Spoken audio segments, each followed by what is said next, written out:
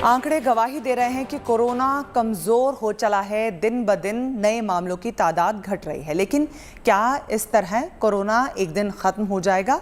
नहीं, कोरोना पूरी तरह से शायद कभी भी खत्म नहीं होगा, लेकिन अब महामारी या गंभीर बीमारी की तरह हमें नहीं डराएगा। गुड न्यूज़ ये है कि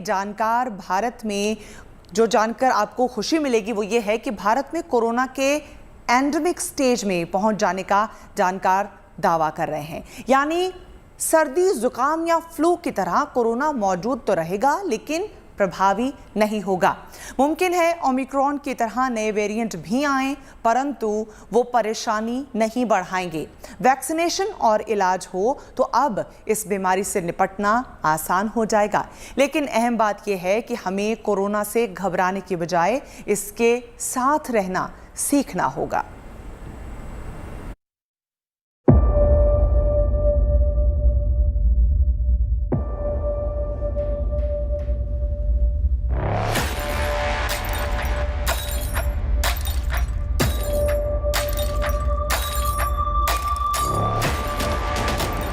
वायरोलॉजिस्ट डॉक्टर गगनदीप कंग पहली शख्सियत नहीं है जिन्होंने भारत में कोरोना महामारी के एंडेमिक स्टेज में जाने की संभावना जाहिर की है। कुछ महीने पहले WHO यानी वर्ल्ड हेल्थ ऑर्गेनाइजेशन की चीफ साइंटिस्ट डॉक्टर सौम्यनाथन ने भी ऐसी ही कुछ संभावनाएं जताई थी। हालांकि उस दावे के बाद भी एक लंबा वक्त बीत चुका है। ऐसे में देश की जानी मानी वायरोलॉजिस्ट डॉक्टर गगनदीप कंग का ये दावा बहुत अहमियत रखता है कि हमारे देश में कोरोना महामारी एंडेमिक फेज में आ चुकी है। इससे पहले कि आप एंडेमिक शब्द का कुछ और मतलब निकालें, मेरे लिए यह जरूरी हो जाता है कि जिसे विशेषज्ञ एंडेमिक कह रहे हैं उसका सही मतलब आपको बताऊं। एंडेमिक को हिंदी में हम स्थानिक बीमारी कहते हैं, जिसका मतलब ये कतई नहीं है कि कोई बीमारी पूरी तरह से खत्म हो गई। ये बिल्कुल नहीं मानना है, बल्कि उसका मतलब ये है कि कई महीनों या कई साल तक पैंडेमिक के तौर पर उत्पात मचाने वाली बीमारी का प्रभाव ज्यादा संक्रामक और वैक्सीनेशन की वजह से कम हो गया है। हालांकि फिर भी उससे छुटकारा पाना मुमकिन नहीं या बेहद मुश्किल है। यानी दूसरी बीमारियों की तरह इसके भी केसेस आते रहेंगे, लेकिन गंभीरता कम हो जाएगी। कम्युनिटी में वायरस सर्कुलेट होता रहेगा, लेकिन महामारी की स्थिति नहीं बनेगी। एंडेमिक का मतलब यह है कि कोरोना जैसी किसी महामारी का असर कम लोगों या फिर किसी खास इलाके तक ही सीमित रह जाता है। इसके साथ ही वायरस भी कमजोर हो चुका होता है। एंडेमिक का मतलब ये भी होता है कि लोग किसी बीमारी के साथ जीना सीख लेते हैं, यानी उन्हें पता होता है कि अब उन्हें उस बीमारी के साथ रहना होगा।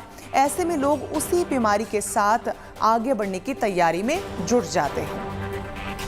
भारत में कोरोना पहली महामारी नहीं है जिसके एंडेमिक स्टेज में जाने की भविष्यवाणी शुरू हो गई है, बल्कि हमारे देश में मलेरिया, डेंगू, मीजल्स जैसी बीमारियां भी एंडेमिक स्टेज में हैं। जिसका मतलब ये है कि जितना ज़्यादा लोगों को नेचुरल इन्फेक्शन या उनका वैक्सीनेशन हुआ, इन बीमारियों की गंभीरता कम होती चली गई। हालांकि भारत में कोरोना संक्रमण स्टेज आने के बाद भी मास्क और सोशल डिस्टेंसिंग की ज़रूरत रहेगी जब तक देश की पूरी आबादी वैक्सीनेट नहीं हो जाती। हालांकि ये भी साफ हो चुका है कि कोविड वैक्सीन कोरोना वायरस को जड़ से खत्म नहीं करती है, बल्कि संक्रमित होने पर दूसरी बीमारियों से बचाती है। यानी ज़्यादातर वैक्सीनेटेड लोगों को हॉस्पिटल में भर्ती होने की नौबत नहीं आएगी।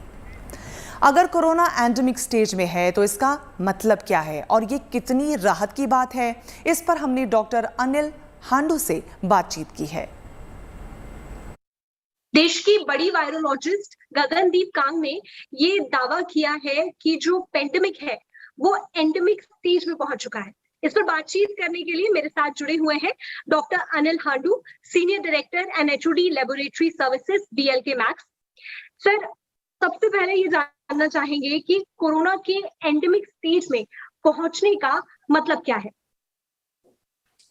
जब हम पैंडेमिक से एंडेमिक स्टेज में जाने की बात करते हैं तो उसका मतलब ये होता है, पैंडेमिक का मतलब पूरी दुनिया इन्वॉल्व है और एंडेमिक में होने का मतलब ये है कि एक एरिया में एक पर्टिकुलर टाइम पे वो हमेशा ही रहेगा। ऐसा नहीं है कि जैसे अभी हम देख रहे हैं एक पीक आई, फिर थोड़े दिनों के बाद फिर एक पीक आई।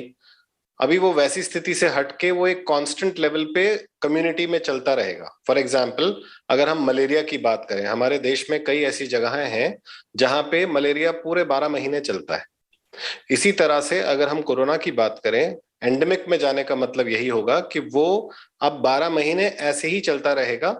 सर, इस स्टेज में लॉकडाउन और कर्फ्यू की जरूरत क्यों नहीं होती है?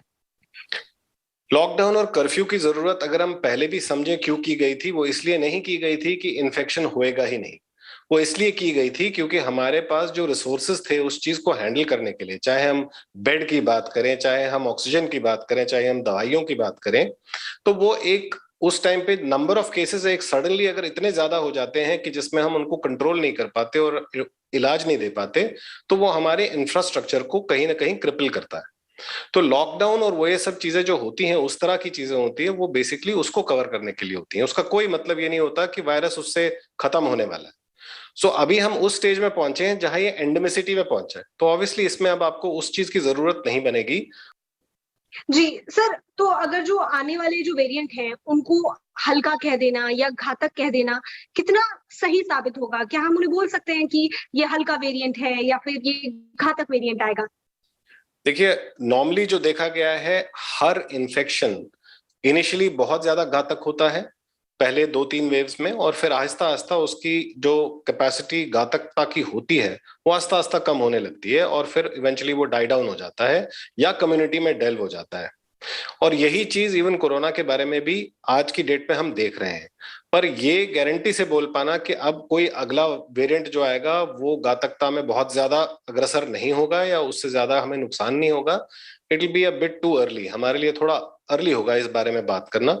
जी सर। सर, एक सवाल ये भी है कि हमें मास्क पहनने की जरूरत कब तक होगी? हमारे देश में अभी भी थोड़ा सा चैलेंज है इस बात को लेके, क्योंकि हमारी पॉपुलेशन बहुत ज्यादा है और हमें अब भी यह विश्वास है कि हमारी कम्युनिटी में बहुत सारे लोग ऐसे होंगे जिनको इन्फेक्शन नहीं हुआ है। सो देयरफॉर मास्क पहनना सिर्फ इसलिए नहीं है कि मुझे इन्फेक्शन ना हो, मास्क पहनना इसलिए भी जरूरी है कि मैं किसी और को इन्फेक्शन ना दूं। तो I think we should think about each other, और मेरी सजेशन तो यही रहेगी, अभी जब तक सरकारी तंत्रों से आपके पास ये आदेश ना आए कि मास्क छोड़ दीजिए, तब तक तो मास्क पहने रखिए। कोरोना की वजह से दिल्ली वाले लंबे वक्त तक पाबंदियों में रहे, हालांकि ज्यादातर पाबंदियों में छूट मिल गई है। गुड न्यूज़ ये है कि आज से नर्सरी से 8वीं क्लास तक के छात्रों के लिए भी स्कूल खुल गए हैं। 7 फरवरी से क्लास 9 से 12th तक के छात्रों के लिए स्कूल खोले गए थे, लेकिन अब सभी क्लासेस के बच्चे स्कूल जाने लगे हैं। महीनों बाद स्कूल खुलने से बच्चों में भरपूर उत्साह है, लेकिन स्कूल प्रबंधन के लिए कोरोना प्रोटोकॉल का पालन करना बेहद जरूरी है। स्कूल में मास्क और 2 गज की दूरी का पालन करना जरूरी है। केंद्र सरकार के शिक्षा मंत्रालय ने स्कूल्स के लिए गाइडलाइंस जारी की हैं, जिसके तहत बच्चों में 6 फीट की दूरी बनाए रखनी जरूरी होगी। Staff room, office area, assembly hall, common area में सोशल डिस्टेंसिंग का पालन करना होगा। क्लासेस के लिए सीमित और फ्लेक्सिबल टाइमिंग होगी। कोई सोशल इवेंट आयोजित नहीं किया जाएगा। सभी के लिए मास्क पहनना अनिवार्य होगा। मिड डे मील वितरण में सोशल डिस्टेंसिंग का पालन करना होगा। नियमित आधार पर स्कूल परिवहन का सैनिटाइजेशन कराना होगा। छात्रावास यानी हॉस्टल्स में बिस्तरों के बीच पर्याप्त दूरी सुनिश्चित करनी होगी। छात्रावासों में हर समय सोशल डिस्टेंसिंग का पालन करना होगा। इन सभी एहतियात के साथ न सिर्फ दिल्ली बल्कि सभी राज्यों में स्कूल एक बार फिर से खुल गए हैं। सुनिए दिल्ली में स्कूल पहुंचे बच्चों की रिएक्शंस क्या थी। इतने दिन बाद स्कूल आके बहुत अच्छा लग रहा है, क्योंकि हम लोग के फ्रेंड्स भी आ रहे हैं। फर्क है कि हम समझ पाएंगे और जो मैम समझाएगी हम ध्यान से सुन पाएंगे। तो काफी टाइम बाद स्कूल खुल रहे हैं, क्योंकि कोरोना था तो स्कूल बंद कर दिया गया था। अब आप आए हैं तो आपको डर है कोई कोरोना हो सकता है? नहीं, हमारे डॉक्टर से इतने अच्छा है। अच्छा, आपका नाम क्या है? गुनगुन अनीशा। गुनगुन निशा। अच्छा बेटा, ये बताओ आप कितने टाइम बाद स्कूल आए हो आज? बहुत दिनों के बाद। हाँ, कैसे लग रहा है स्कूल आके? बहुत अच्छा। अच्छा, क्यों? क्योंकि आज मैं पहली बार अपने स्कूल में जाऊंगा। जब मैं स्कूल आया था सर मेरे को बहुत खुशी हुई जब मैं स्कूल के अंदर सर एंटर हुआ था। तो सर स्कूल से जब हम घर में थे सर मेरे को बिल्कुल वो जैसे ट्यूशन जाओ फिर घर आ जाओ, और अब सर जब हम स्कूल जा रहे हैं तो हमें और मज़ा आ रहा है। तो जैसे कि आपने देखा, कोरोना के बाद स्कूल खुलने पर बच्चे बेहद खुश नजर आ रहे हैं। बच्चे कोविड नियमों का पालन कर रहे हैं। तो वहीं कोरोना प्रभाव को खत्म करने के लिए स्कूल्स में बच्चों के लिए हैप्पीनेस क्लासेस का भी आयोजन किया जा रहा है। फिजिकल एक्सरसाइज पर ज्यादा ध्यान दिया जा रहा है। देखिए हमारी संवाददाता श्रुतिका की ये खास रिपोर्ट। शिक्षा के मंदिर अब फिर से खुल गए हैं।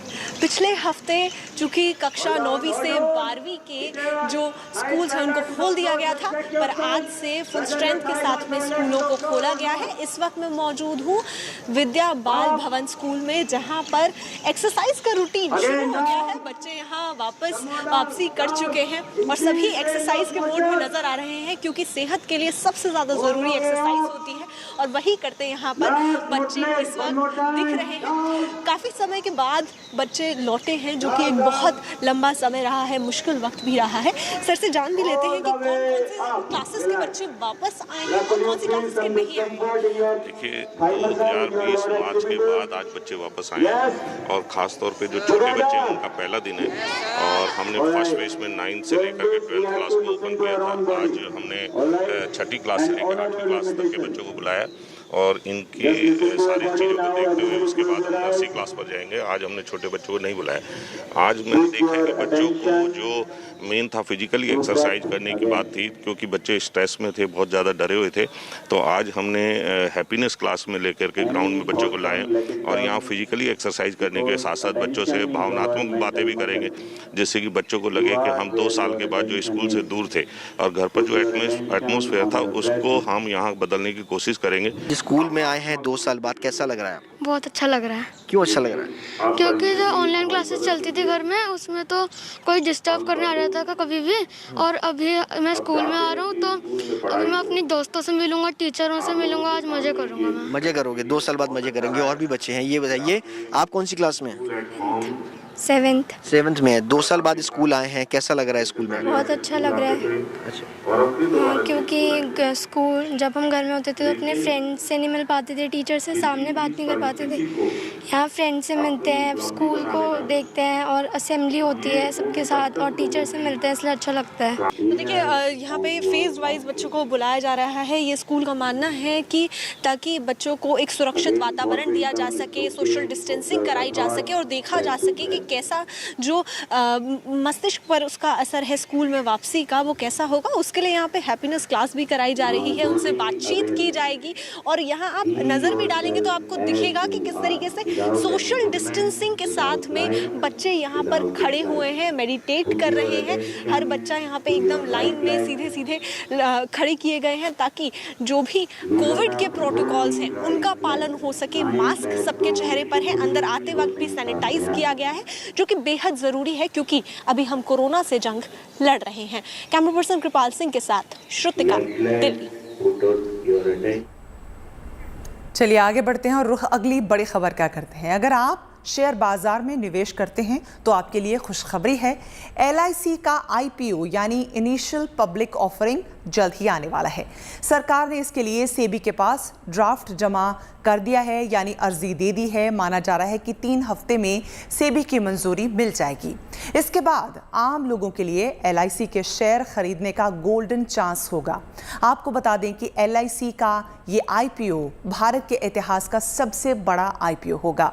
64% बाजार हिस्सेदारी के साथ LIC भारत की सबसे बड़ी जीवन बीमा कंपनी है। लेकिन आपके लिए ये समझना जरूरी है कि सरकार कितनी हिस्सेदारी बेचेगी और आप कैसे शेयर खरीद सकते हैं। इस समय LIC में सरकार की 100% हिस्सेदारी है। जो ड्राफ्ट जमा किया गया है उसके मुताबिक सरकार LIC में करीब 5% हिस्सेदारी बेचने की तैयारी कर रही है, यानी सरकार करीब 31 करोड़ इक्विटी शेयर बेचेगी। इस IPO में 50% शेयर्स क्वालिफाइड इंस्टीट्यूशनल बायर्स के लिए रिजर्व हैं। इनमें से 10% शेयर उन लोगों के लिए रिजर्व होंगे जिनके पास LIC की कोई पॉलिसी है। अनुमान है कि कुल पॉलिसी धारकों की संख्या 20 से 25 करोड़ है। यहाँ आपको ये भी बता दें कि सरकार शेयर्स क्यों बेच रही है? LIC के IPO से सरकार को विनिवेश के अपने लक्ष्य जो 78,000 करोड़ रुपए है हासिल करने में मदद मिलेगी। LIC के इस IPO को लेकर हमने बाजार विशेषज्ञ से खास बातचीत की है, सुनिए। सबसे पहले जानेंगे कि आखिर ये IPO होता क्या। देखिए, IPO यानी कि इनिशियल पब्लिक ऑफरिंग। जब भी कोई कंपनी पहली बार शेयर बाजार को दस्तक देती है, यानी कि पहली बार शेयर बाजार में एंटर होने जा रही होती है, तो उसे शेयर्स बाजार में जारी करने होते हैं। इस प्रोसेस को, पहली बार बाजार पे दस्तक देने के प्रोसेस को हम कहते हैं इनिशियल पब्लिक ऑफरिंग यानी कि IPO। अब LIC देश की सबसे बड़ी इंश्योरेंस कंपनी है, सबसे पुरानी इंश्योरेंस कंपनी है, लेकिन आज तक इसने भारतीय बाजारों को दस्तक नहीं दी।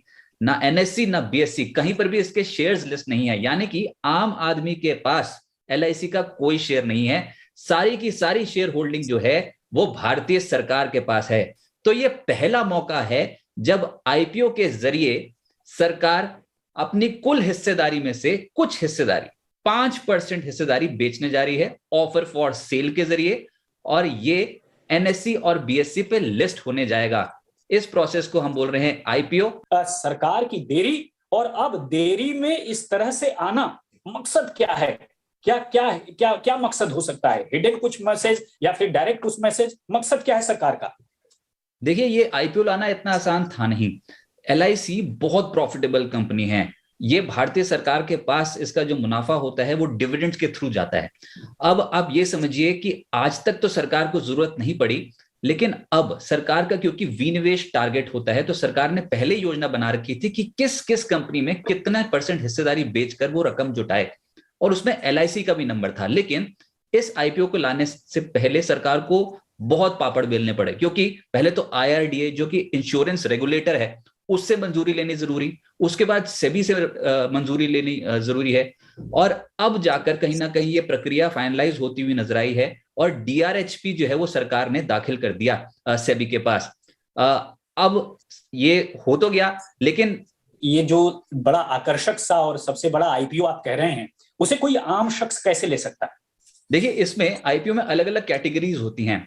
कुछ बड़े प्लेयर्स, QIB, NI का हिस्सा रखा जाता है IPO में, हर IPO में ऐसा होता है, और रिटेल निवेशकों का भी हिस्सा रखा जाता है। IPO में, LIC के IPO में खास क्या है कि रिटेल निवेशकों के लिए यानी कि आम आदमी के लिए, आप और हमारे लिए 35% IPO का हिस्सा रिजर्व किया गया है। 35% हिस्सा जो है वो आम आदमियों के लिए रख दिया सरकार ने, और ये बहुत बड़ी बात है। देखिए, ये गेम चेंजर है, क्योंकि आम आदमियों को सरकार हिस्सेदार बनाना चाहती है देश की सबसे बड़ी इंश्योरेंस कंपनी में। ये बहुत बड़ी बात है। तो 35% हिस्सा हो गया। ये ऊपर से एक और प्लस पॉइंट वो ये कि अगर आपके पास LIC की पॉलिसी है, जो आपने थोड़ी देर पहले बोला था कि LIC की पॉलिसी अक्सर लोग कराते हैं और ये टैक्स को बचाने के चक्कर में कराते हैं, लेकिन अब उनको फायदा क्या? उनको ये कि 10% IPO का 10% हिस्सा LIC पॉलिसी होल्डर्स के लिए भी रिजर्व रखा गया है। ऊपर से LIC पॉलिसी होल्डर्स को डिस्काउंट देने की भी बात की गई है, यानी कि जो दाम रखा जाएगा IPO का उसमें उनको डिस्काउंट भी मिलेगा। आम आदमी होने के नाते किसी को स्टॉक या फिर कोई IPO क्यों लेना चाहिए? क्योंकि अब लगता है कि ये पॉलिसी से एक स्टेप आगे की चीज है, यानी मार्केट में आप एक हिस्सेदारी करते हैं और उससे कुछ कमाने की भी कोशिश करते हैं। तो क्यों लेना चाहिए? थोड़ा सा इलेबोरेट वे में कि क्या क्या फायदे हो सकते हैं एक IPO लेने से, और खासतौर पर क्यों लेना चाहिए ये IPO?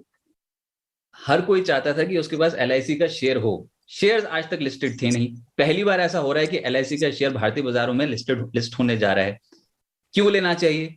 ग्लोबली लीडर है। ग्लोबल की अगर ग्लोबली बात करें तो विश्व में टॉप 10 इंश्योरेंस कंपनियों में आका जाता है LIC को, और क्या ताबड़तोड़ परफॉर्मेंस इसकी है। अगर आप फाइनेंशियल्स की बात करें तो फाइनेंशियल्स में कोई कमी है नहीं। मार्केट शेयर सबसे ज्यादा है, हालांकि मार्केट शेयर थोड़ा कम जरूर है क्योंकि नए प्लेयर्स जो हैं जैसे कि SBI life, ICICI prudential, HDFC life, इन्होंने थोड़ा मार्केट शेयर जरूर ले लिया LIC का, लेकिन LIC की ब्रांड वैल्यू बहुत ज्यादा है। इसके चलते रजत साहब, आपने अभी बताया कि किस तरह से मार्केट में देर से ही सही, लेकिन ये जो एक आकर्षक IPO और सबसे बड़ा IPO आप कह रहे हैं कि वो आ सकता है। ऐसे में कहां से ले सकते हैं ये IPO अगर कोई लेना चाहे? इस IPO में निवेश करने के लिए सिर्फ आपको ये करना है कि किसी भी सेबी रजिस्टर्ड ब्रोकर के पास आपके पास डीमैट अकाउंट होना चाहिए। आपके पास डीमैट अकाउंट जरूर होना चाहिए, तभी आप इस IPO में इन्वेस्ट कर सकते हैं। और ऊपर से अगर आप LIC के पॉलिसी होल्डर हैं और आप वो जो 10% कोटा है पॉलिसी होल्डर्स का जिसमें डिस्काउंट मिलने की भी बात की गई है, उसमें इन्वेस्टमेंट करना चाहते हैं तो आपको एक स्टेप और करना पड़ेगा, वो ये कि आपको अपनी पॉलिसी में ये चेक करना है कि उसमें पैन अपडेटेड, आपका परमानेंट अकाउंट नंबर अपडेटेड है कि नहीं। अगर नहीं है तो LIC ने इसका प्रावधान कर रखा है, LIC की वेबसाइट पे जाइए और अपने पैन नंबर को कनेक्ट कर लीजिए अपनी पॉलिसी के साथ, उसकी डिटेल्स आप LIC की साइट पे जाके फिल कर लीजिए। ये स्टेप आपको जरूर करना है, लेकिन इस IPO को इन्वेस्ट करने से पहले डीमैट अकाउंट, डीमैट खाता आपके पास जरूर होना चाहिए। यानी साफ है कि अगर आपको IPO चाहिए तो डीमैट अकाउंट आपको खुलवाना पड़ेगा और उसके बाद जो प्रोसेस है उसके जरिए देश की सबसे बड़ी इंश्योरेंस कंपनी का जो IPO है वो आप ले सकते हैं।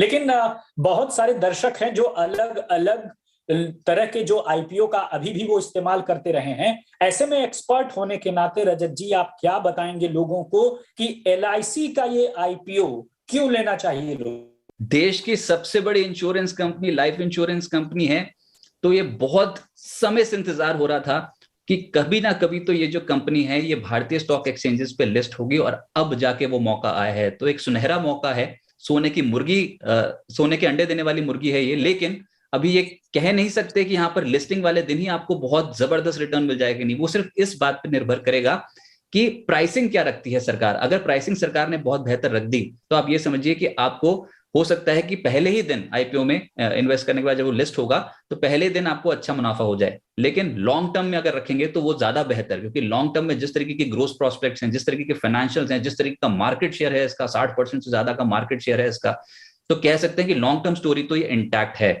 तो लंबी अवधि के निवेशों को चिंता करने की कोई बात है नहीं। और ये भी बता दूं आपको कि ग्लोबली टॉप 10 इंश्योरेंस प्लेयर्स जो है, लाइफ इंश्योरेंस प्लेयर्स, उसमें आका जाता है LIC को। तो आप समझ सकते हैं कि कितनी स्ट्रॉन्ग ब्रांड वैल्यू है, कितनी स्ट्रॉन्ग क्रेडिबिलिटी है इस कंपनी को लेकर, और इसी के कारण इतना उत्साह है इस IPO को, जो फिलहाल निवेशक इंतजार कर रहे हैं कि कब इस IPO की डेट निकल के आएगी और कब वो इन्वेस्टमेंट कर सकते हैं इस IPO में। वक्त है एक छोटे से ब्रेक का है, लेकिन आप कहीं मत जाइएगा, बने रहिए गुड न्यूज टुडे के साथ।